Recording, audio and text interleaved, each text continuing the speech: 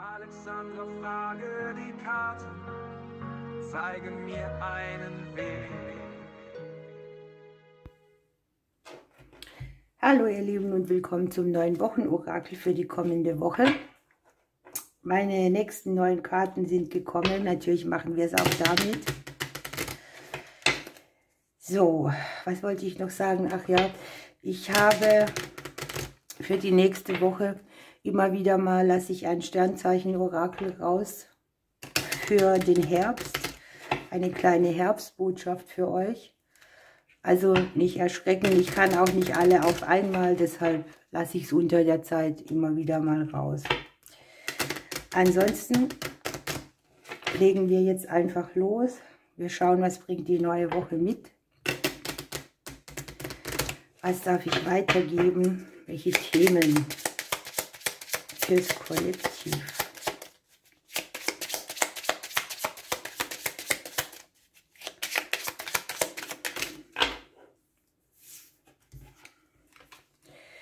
Ja, das ist ja schon mal schön, ne? Wir haben den Reiter im Haus des Reiters, wir haben die Sonne daneben. Hier sind gute Nachrichten, gute Möglichkeiten, eine gute Energie zu bündeln. Sonne und Mond sind nebeneinander. Hier kann es auch darum gehen, eine emotionale Sache in den Ausgleich zu bringen, ein emotionales Ungleichgewicht. Arbeit an den Emotionen.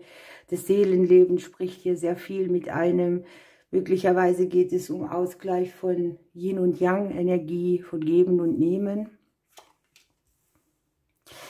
Große Konfrontation mit unseren Träumen, Wünschen und Sehnsüchten. Es kann sein, dass wir sehr viel unterwegs sind auch. Vielleicht im Außen, vielleicht auch im Innern.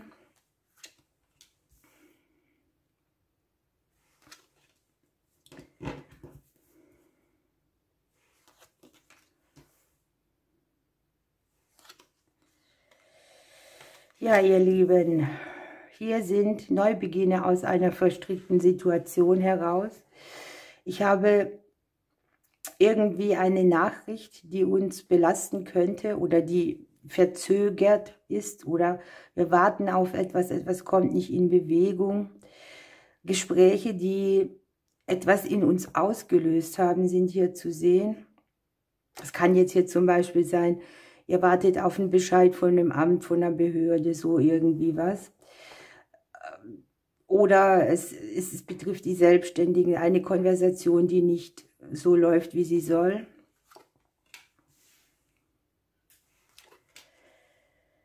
Wow, hier liegt alles beieinander, ne? Sonne, Mond und Sterne. Es geht um große Aufklärung im Bereich der Emotionen, der seelischen Dinge. Es geht darum, sich Klarheit zu verschaffen, Hindernisse zu überwinden. Ich glaube, wir schaffen das gut. Ich habe ein Hindernis, das uns schon länger begleitet, sehr gut überwunden werden kann. Das kann emotional sein, das kann körperlich sein, in jeglichem Bereich. So, Familienthemen. Ich kann es uns leider nicht ersparen. Ich habe Dinge, die uns vielleicht selbst aus dem Konzept bringen, weil es in den Familien irgendwas Stress oder Aufregung gibt. Und ich habe das Schicksalskreuz im Haus des Kindes drin. Der Neubeginne, die Lebensreise wird angezeigt. Ein emotionales Feld wird neu bestückt. Es kann aber auch Herausforderungen mit Kindern geben. Das Kind liegt hier im Haus der Schlange drin. Es sind so diese Mutterthemen oder Verstrickungen, die bei Kindern eben so zu sehen sind.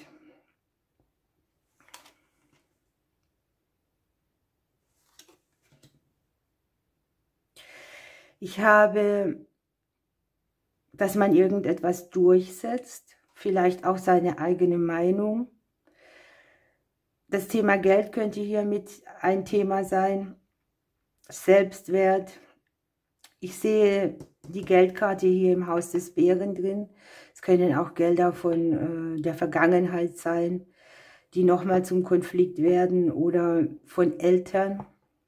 An sich sind die Fische im Haus des Bären, es ist ein gutes, stabiles Fundament.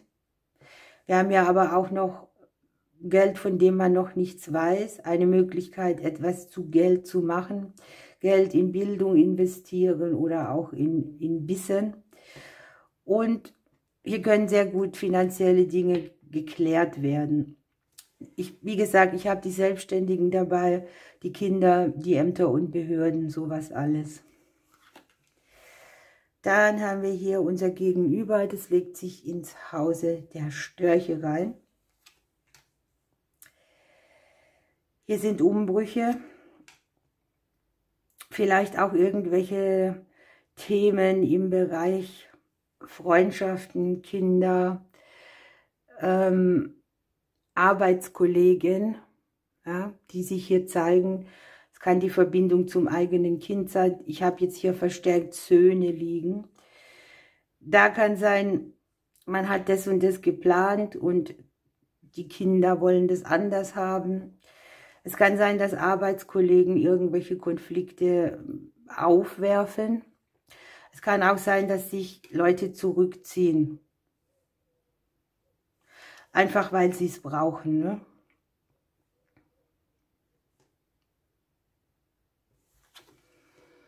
Wow, die Wege liegen im Haus der Wege drin. Also auch eine Woche, wo das Schicksal uns andere Wege schickt, andere Möglichkeiten, andere Optionen. Es geht nicht ganz ohne Diskussion, Streitereien. Ich habe hier das Familienthema, die Herzensangelegenheiten als Herausforderungen in der Mitte. Es kann auch sein, dass jemand wirklich einen Weg geht, mit dem wir selber nicht einverstanden sind, das dann innerfamiliär Trouble mitbringt.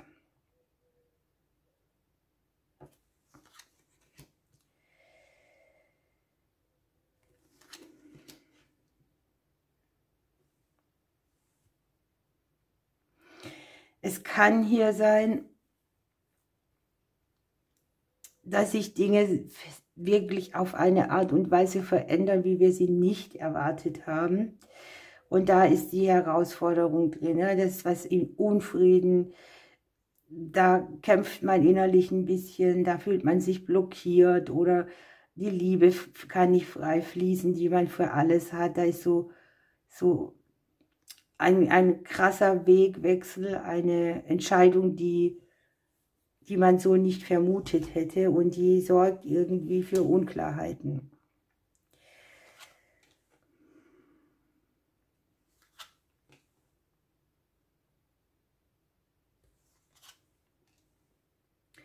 Wir selber liegen hier im Haus des Mannes drin.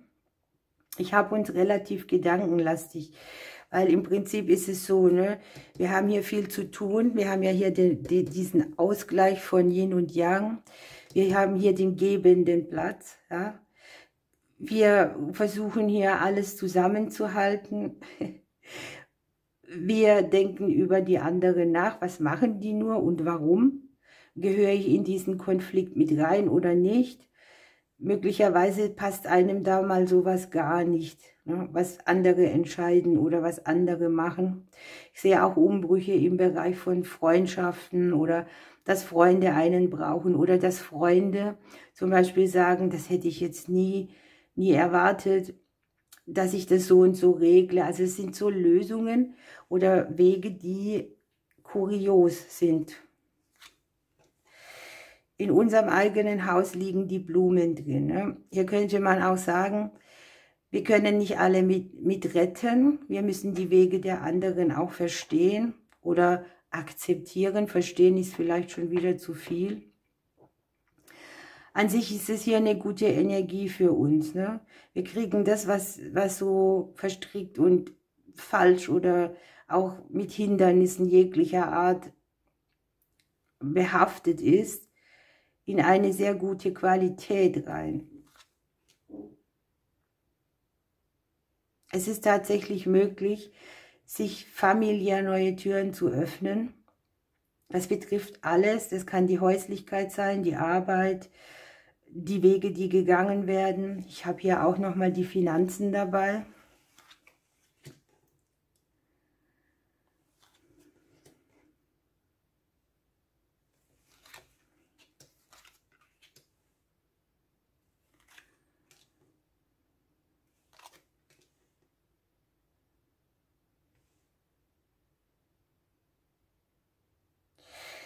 So, jetzt wird es interessant. Seht ihr noch alles? Ich habe hier unten das Thema Arbeit und Geld sehr präsent für uns. Ne? Hier liegt im Hause des Geldes die Arbeitskarte dran. Das heißt, man tut entsprechend, man erarbeitet sich was. Man kann vielleicht auch Herzensprojekte umsetzen oder es geht um berufliche Situationen und das Thema Geld zusammen. Ne? Das kann jetzt in jedem Bereich sein. Möglicherweise nimmt jemand einen Weg, indem er etwas Berufliches beschneidet und sagt dann, okay, die Stabilität der Finanzen ist mir jetzt nicht so wichtig wie meine Herzensangelegenheit. Es kann auch ein Kind sein, das hier sich zeigt oder Wechsel im Kollegenkreis. An sich habe ich im Haus des Berufes die Sense drin. Hier ist eine Verkürzung, ein schneller Wechsel, eine Energie, die Neubeginn mitbringt.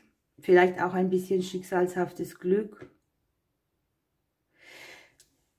Man öffnet sich hier neue Türen. Es ist so wie eine schnelle Zusage, eine Möglichkeit, etwas zu verändern, zu minimieren, eine Kraft, ein neuer Weg.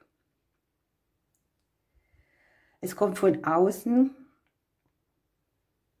Es bringt großes Erfahrungspotenzial auch mit.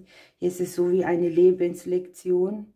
Unser Thema Stabilität, Arbeit, Geld wird abgefragt. Das kann auch die anderen betreffen. Ne? Also es kann sein, dass wir nur Zuschauer sind. Irgendwo ist es auch eine Ernte im beruflichen Bereich, denn es entsteht hier mit den Blumen ein neuer Weg, eine neue Möglichkeit. Die hat hier auch mit den Finanzen zu tun. Hier sind die Lebensthemen, die wir haben. Überstrahlt vom Kleeblatt. Im Haus des Klees liegt hier noch die Sonne drin. Hier ist ein bisschen schicksalshaftes Glück auch dabei, wenn es auch nicht ohne Konflikte hergeht.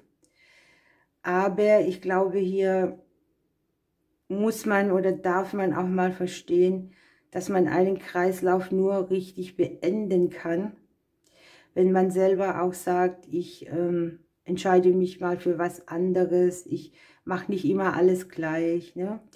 Und hier ist die Möglichkeit, aus einem Kreislauf auszusteigen und seine Verbindlichkeit so auf den Weg zu bringen, dass wir selber wieder besser im Flow sind oder dass wir ein verändertes Konzept im Beziehungssystem finden.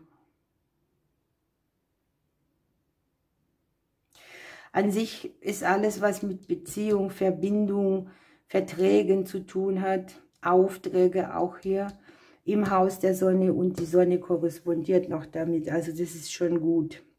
Ein stabiles Fundament irgendwo. Ich glaube, das brauchen wir auch. Es gibt sehr vieles zu klären.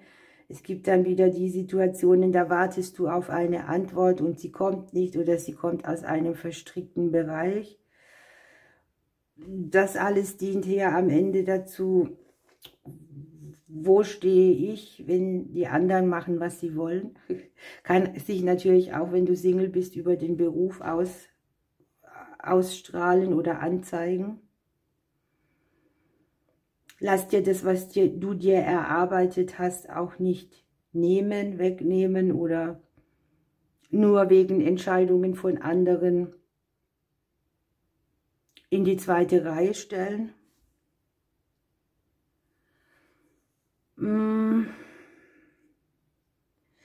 Was ich auch sehen kann, ist, dass je nachdem, manche haben ja Kinder, die sind auf Distanz gegangen oder sie haben von ihren Kindern schon lange nichts mehr gehört. Hier könnte eine Veränderung stattfinden, ein Neubeginn.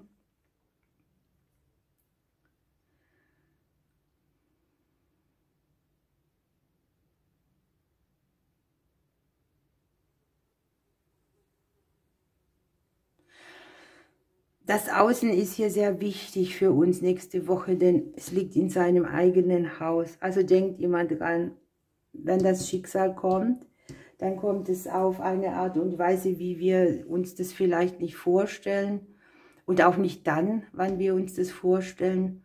Die meisten Dinge kommen immer anders.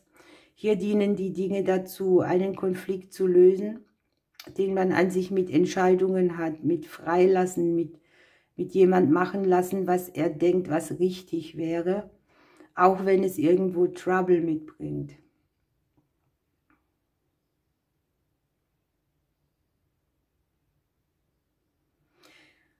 So, ihr Lieben, die Mutterthemen habe ich erwähnt, die sprechen nächste Woche sehr laut. Hier ist auch ein Bereich, der braucht irgendwie wieder mehr Leidenschaft, ne? Da möchte man dieses Alltägliche, was man immer so hat, was auch nervend sein kann oder wo man denkt, ist das jetzt mein Leben? Soll das so weitergehen, bis ich für immer, ne? Und ich glaube, man hat so keinen Bock mehr, irgendwie großartig Arbeit an was zu leisten. Hier ist einfach die Sache von Akzeptanz. Da möchte Leidenschaft rein, da möchte etwas aus der Vergangenheit, ein Konstrukt, ein Weg der Vergangenheit verändert werden.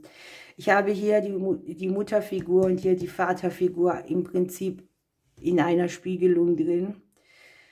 Das ganze Fundament wird hier angezeigt, was wir uns hier aufgebaut haben. Unsere eigene Schaffenskraft, ne?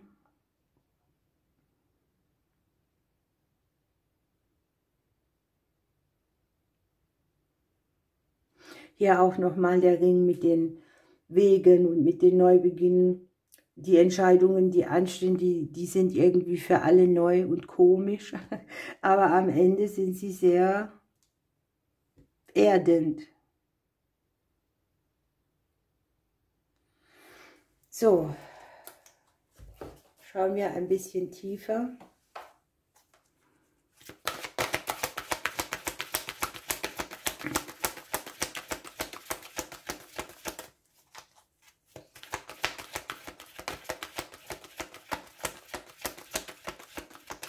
Ich sehe, dass wir bei einer Herzensangelegenheit, das kann die Liebe sein, das können Beziehungsthemen sein, es können Herzensprojekte sein, auf jeden Fall die Möglichkeit kriegen, auch einen emotionalen Kampf in einer anderen Möglichkeit für alle zu drehen. Ich habe jetzt hier, wer hätte es gedacht, das Thema Familie mit dem Wolf. Es geht um das Rudel. Sprichwörtlich passt es ja auch dazu, um die Stellung jedes Einzelnen. Es geht um Kommunikation. Es geht auch um so Themen, wer ist Teil des Clans und was machen die einzelnen Mitglieder, Zusammenhalt, Familienbande, sowas alles. Wer auch immer deine Familie ist, ne? Viele haben ja auch Wahlfamilie. Hier ist sehr viel Unterstützung da, man sollte sich trotzdem safe fühlen, auch wenn man die anderen loslässt oder springen lässt. Und die Wölfe an sich sind in hohem Maße loyal und sozial. Jedes Mitglied hat einen bestimmten Platz im Rudel. Und es herrscht irgendwie eine soziale Struktur. Außerdem können die hervorragend kommunizieren. Und sie teilen sich auch ihrem Rudel mit. Und es ist einfach dieses Ding, dass man Unterstützung findet, dass ein altes Glaubensmuster da ist, das vielleicht auch viel damit zu tun hat, wir liegen im Haus des Mannes, ne? Ich bin der Macher, ich muss tun, ich muss alles zusammenhalten. Und es geht darum, Risse oder Gräben in der Familie zu heilen und den Seelenstamm zusammenzuhalten. Ist das schon wieder spannend. So, dann nehmen wir noch ein Krafttier, danach dürft ihr noch wählen.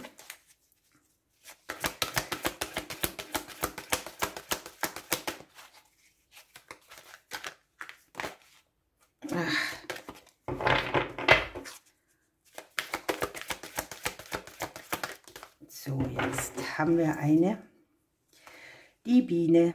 Es geht um eine Schicksalswende. Das Leben möchte dir irgendwas schenken, ne? Einen süßen Nektar, etwas, was dir gut tut, was dir schmeckt. Ein versteckter Segen. Im Haus von uns sind die Blumen drin. Wenn wir jetzt das Wort Schicksalswende hören, das Schicksal liegt hier im Haus des Neubeginnes drin. Das ist unglaublich wieder mal. Hier sind einfach Wendepunkte, ne? Momente, wo es nicht so weitergeht, wie es war. Alles hat seine Zeit. Aber die Karte sagt, dass es jetzt an der Zeit ist, das Lebensglück zu schmieden, für das man selber auch geschaffen wurde, wo man selber Talente und Fähigkeiten hat und diese auch umsetzen möchte. Das Schicksal meint es gut mit uns. Es geht darum, alte Strukturen aufzubrechen, die nicht mehr dienlich sind.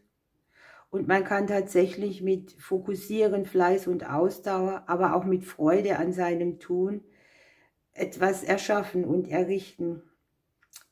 Hier ist noch ein bisschen ein blöder Satz, der schmerzt ein bisschen. Löse dich, um dich neu zu binden.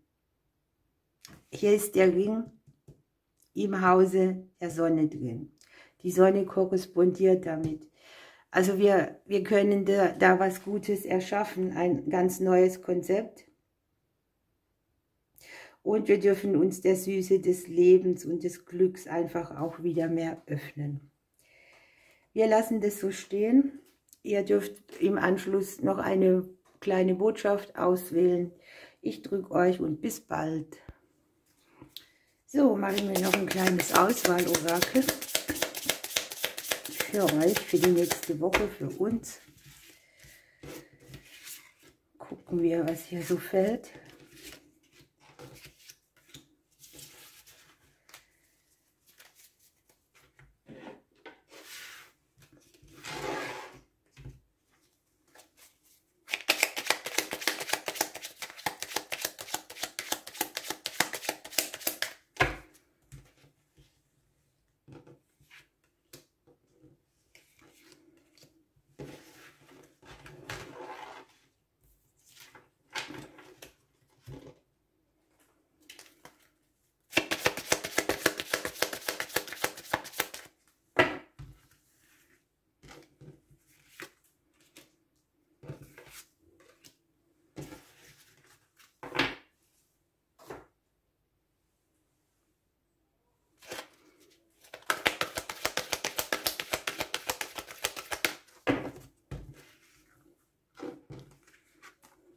So, ich glaube, ich muss es ein bisschen anders hinlegen.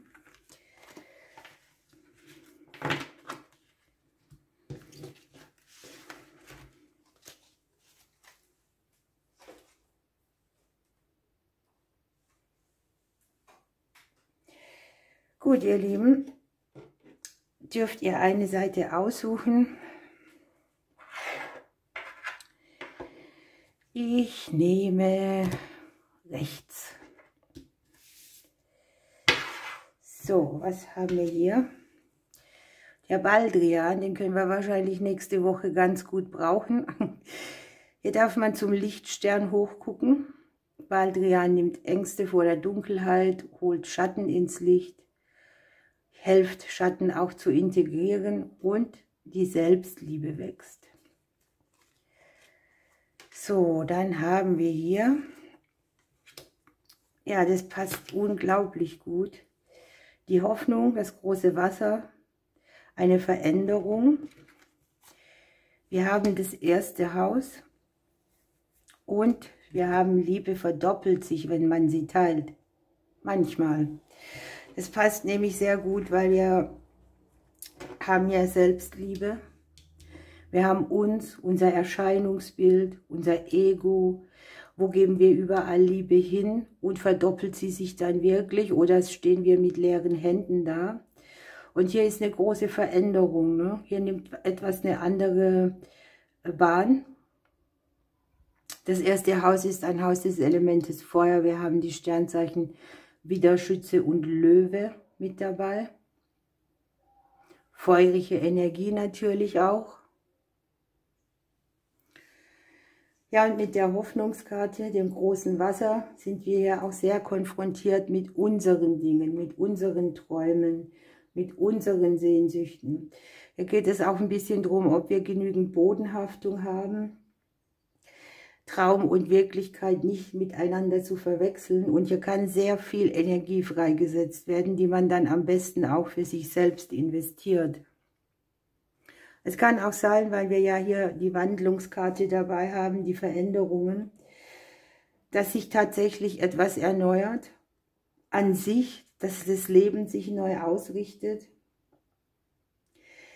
Wir dürfen uns hinterfragen, wie sind wir denn selbst zu Sachen eingestellt, die sich verändern, oder wie gehen wir mit Veränderungen um? Er kann alles sein, der Wandel in Wohnort, Partnerschaft, Arbeit, aber auch in sich selbst. Der persönliche Look oder die Lebensführung oder ja auch die Selbstliebe wird hier angezeigt. Also große Veränderungen kündigen sich an und man darf gucken, was passt noch oder was passt nicht und wo muss ich was reduzieren, weil man kann immer viel Liebe geben. Es gibt genügend Menschen, die geben dir das nicht zurück, ne? Gerade auch im nahen Umfeld. Hier kann auch ein Schatten in diesem Bereich sein, den man abhaken kann. Hier kommt wirklich eine große Veränderung, möglicherweise auch zu etwas, was man sich schon lange so gewünscht hat für sich selbst. Wunderbar, schauen wir uns die andere Seite an.